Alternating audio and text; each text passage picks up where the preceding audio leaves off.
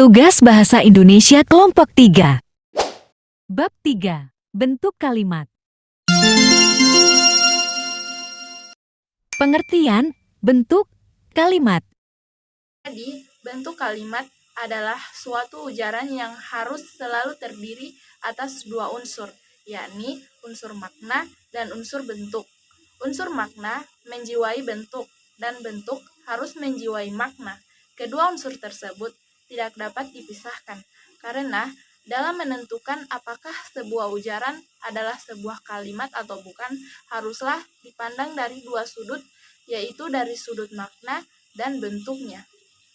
Jika ditinjau dari makna, sebuah ujaran atau bagian ujaran disebut kalimat apabila ujaran itu telah sanggup menyampaikan amanat yang pembicaraan yang berupa pikiran atau perasaan.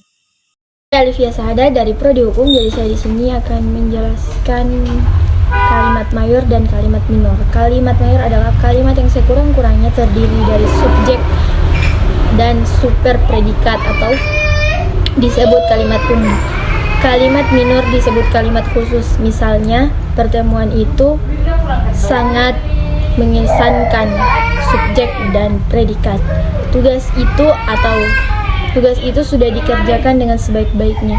Subjek, predikat sama. Ibu mengerjakan tugasnya. SPOK. Seperti kalimat mayor, contoh kalimat mayor itu seperti aduh, amboy, merdeka atau mati, maju terus, pantang mundur,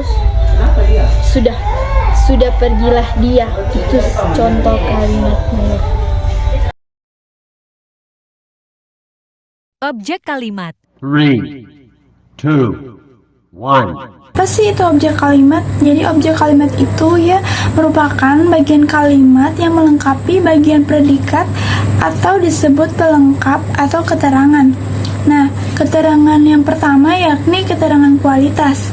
Keterangan kualitas adalah keterangan yang berfungsi kualitas pekerjaan atau perbuatan yang dinyatakan predikat.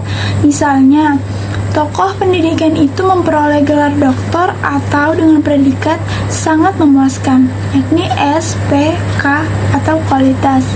Nah, yang kedua, tarian itu dibawakannya dengan lemah lembut. Nah, itu subjek, predikat, keterangan atau kualitas. Nah, yang kedua yakni keterangan tujuan. Nah, keterangan tujuan ini berfungsi menerangkan tujuan yang dicapai dari perbuatan yang dinyatakan predikat. Dalam kalimat keterangan tujuan, ini pada umumnya merupakan bagian kalimat yang diawali dengan kata-kata antara lain kata agar atau supaya, untuk, dan guna. Nah, misalnya contoh, sistem perkuliahan terbuka atau dilaksanakan atau untuk mengatasi kurangnya tenaga dosen dan kurangnya ruangan. Itu ada SPK tujuan. Nah, selanjutnya ada contoh lain yakni cerita itu atau diperuntukkan atau buat suami saya. Jadi ada subjek, predikat, keterangan, tujuan. Keterangan alat adalah keterangan kalimat yang menyatakan dengan alat manakah suatu perbuatan itu dilangsungkan. Keterangan ini biasanya dinyatakan dengan kata-kata benda. Contoh misalnya, saya menyelesaikan nilai mahasiswa, atau dengan bantuan laptop.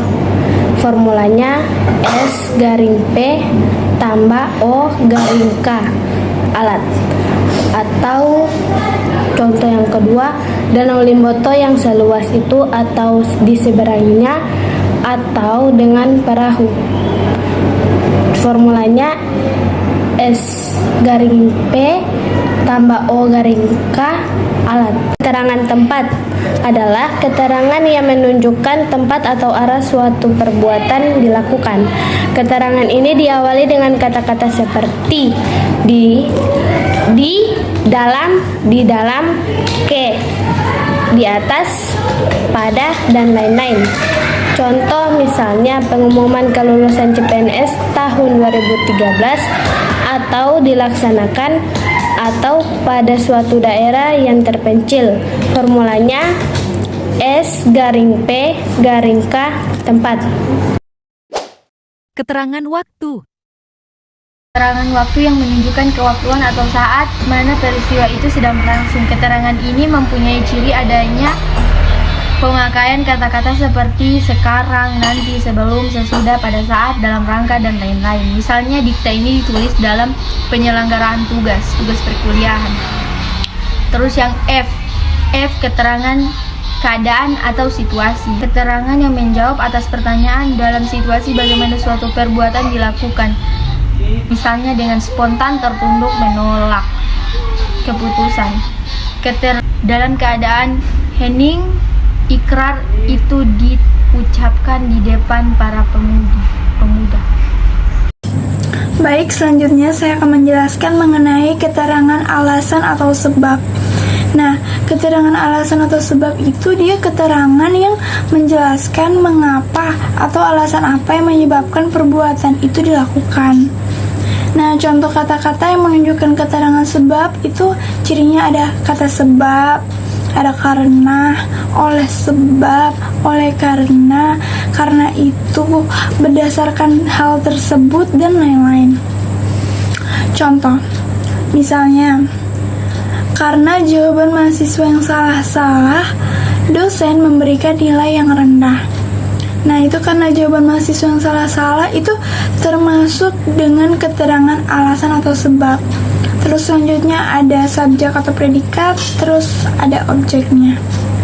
Contoh kedua, urbanisasi berlangsung terus karena kurangnya sarana kehidupan di desa-desa. Nah, urbanisasi ini termasuk subjek, terus berlangsung terus itu predikat, terus karena kurangnya sarana kehidupan di desa-desa itu yang termasuk dengan keterangan alasan.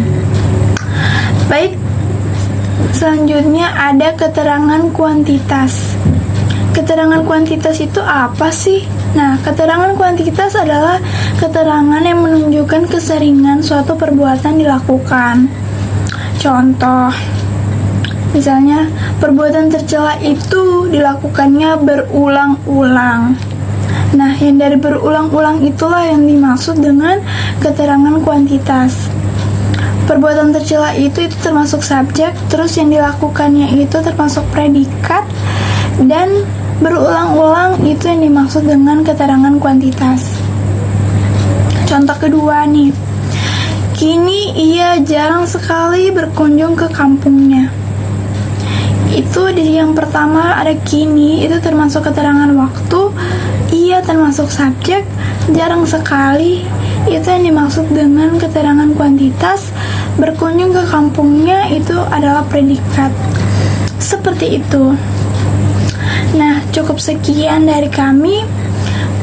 Lebih dan kurangnya kami mohon maaf. Wabillahi taufiq wal hidayah. Wassalamualaikum warahmatullahi wabarakatuh.